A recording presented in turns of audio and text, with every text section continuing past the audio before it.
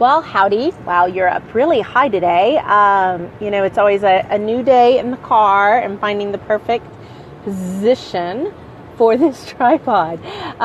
So give me just a second. Let me bring you down a little bit and then we'll get going. But, today is really about why, almost there, why being a good mom is actually really good for business. We are talking about relationships in your business this month, and we're going to spend a few episodes around our children and business, because I think it's really hard to run or grow a business and grow a family, and have that work-life balance in between them.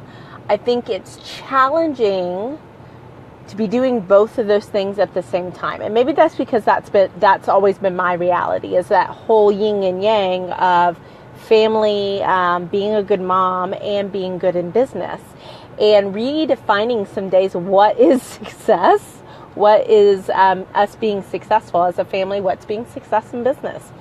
And I do think that for a lot of people, if you have the ability to grow your business and not have children or young children at home, let's say college and under, I do think it's easier. There's less demands on your time, and that's it in a nutshell. I think if you grow your business before you have children and then have children, I think it's a lot easier, because hopefully you've been able to focus on the right parts of growing your business and you've gotten the growing part right. If not, I can help with that. But you should be earning enough income that you can delegate more, that you can hire help, that you can have support in your business and in your personal life. But I think for so many women, there is almost a catalyst of having children, but still wanting to have a financial impact in our families, build legacy, do good work.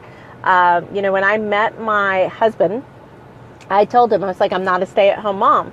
Not that there's anything wrong with that. There's nothing wrong with being a stay-at-home mom. I just am not that person.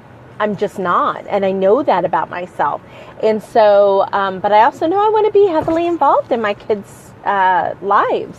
And so that's why I have designed this business to be the way it is. But I know the challenges, right? I understand that I have not focused on my business in deference to my family. I've made that conscious decision to put my business on a back burner, or not to grow it, or not to be as large as we could be for my family, or at least because of the story or how I understood that we could do that. So I think, there's challenges if you're having to hide in a closet to have a conversation. I don't know if you've ever done that. Gone all the way to your bedroom closet, shut the door so you could have a quiet conversation. I think those are the challenges when we have family and young kids, especially in our lives, and we're trying to grow a business. So I kind of wanted to talk about this over a couple of different series, and I've done it. I've tried to grow businesses both ways. I've tried to grow a business where I have put the business first, and I've grown businesses where I've put my family first. And I will say that the businesses are completely different, right? I found that the first one was never going to give me the family freedom I was actually striving for. So that created, or really inspired, the search for this current business, which is Your Biz Rules. I'm Leslie Hassler, by the way, in case you're joining us for the first time. And this is coaching from the Carpool. I am in the Carpool. One of my rewards of entrepreneurship, of business ownership, is that I pick up my kids in the afternoon 99% of the time. So that, I think, is one of, I guess, a great segue into today's conversation, which is really about, look, as a woman, we can pile on the guilt. We were taught how to pile on the guilt and look for our own personal fault in issues. And I think we get so heavy into the guilt when we're business entrepreneurs when our family isn't put first. And this is actually going to be probably the first starting conversation this month in the mastermind, is all about time management. And it's really going to turn things on. I'm going to turn things on their heads, if you will, how you should manage your time, where you should put emphasis, what comes first, what comes next, what you should not worry about doing, and how you should do this. And even in my book, First This, Then That, chapter 3, chapter 3 is all about putting family first. And I do believe that you can be successful if you put your family first. And here's why. When you've seen this exercise, I'm assuming, where somebody has a glass cylinder, they have a thing of water, they have rocks and sands and pebbles, and when they put the sand in first and then the pebbles and then the rock, there's no room for all the water. And if you do it reverse, like if you put your big rocks first and then you put your pebbles and then you put the sand and then you put the water, it all fits. This is kind of that same mentality of why you put your family first when it comes to being a good mom and being a good business is, number one, you won't feel guilty. I won't say that you won't have moments of frustration. I won't say that you won't have moments of disappointment, but you won't feel guilty. Because at the end of the day, you can't get back these moments with your family and your children. And there's always another opportunity in business. Okay? So really put family first. Put it on your calendar first. Choose, if you're like me, and one of the reasons why you have your own business is so that you can pick up your children from Carpool. Then everything gets designed around it, doesn't it? Everything gets shifted around it. I also have my home after 3. So if you know me as a client, you know I don't really take a whole lot of phone calls after 3 o'clock. Not that my clients don't call me. Not that I may answer if they do call me. It's just that I don't include that as part of my everyday existence, because have you ever tried to have a conversation with a 13 and a 12-year-old boy in your circle? That doesn't work. They start screaming. They start fighting. They ask you for suddenly. They cannot have needed you for 2 hours. And the minute you pick up that phone, man, they need you. They got to ask you a million questions. It's so important. It has to happen now.